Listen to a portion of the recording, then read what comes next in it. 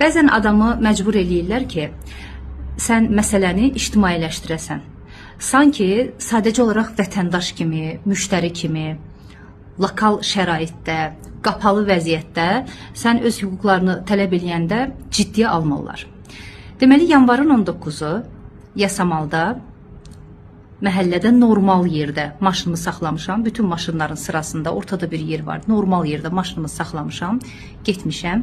Geri qayıtdıqdan sonra görürəm ki, kimsə, bəlkə də bunu bir uşaq eləyib, bilmirəm, hansısa alətlə, yəqin ki bu mismar olub, maşının üstündə təxminən 50 santimetrlik dərin bir cızıq atıb.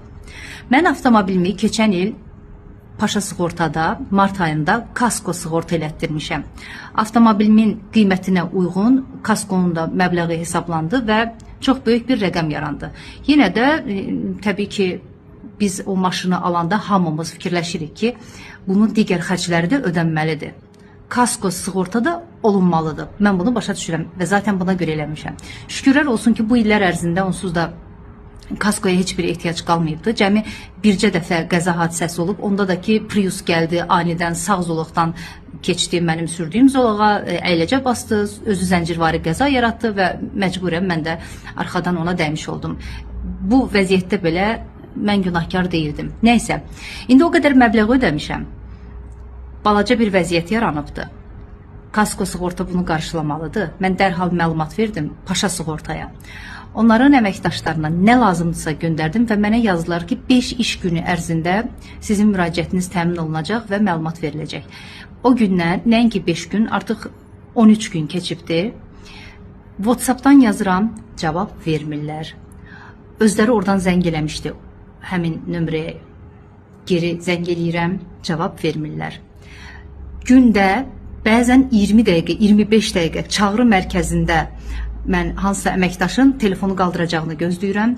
Mümkün deyil. Hər gün yazıram. Axırda yazıram ki, bu nə hörmətsizlikdir, bu nə məsuliyyətsizlikdir. Heç olmasa Allahın salamını yazın, heç olmasa bir açıqlama verin ki, 5 gün keçməyinə baxmayaraq məsələnin statusu nə yerdədir. Müştəri cəlb etməyə gələndə, inanın, yəqin sizin də başınıza gəlib.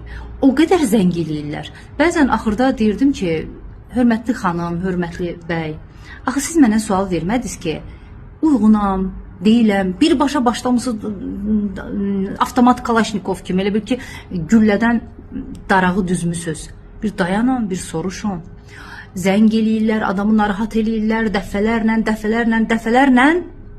Sonra sən müştəriyə çevrilirsən, ardınca da belə saymazlıq eləyirlər.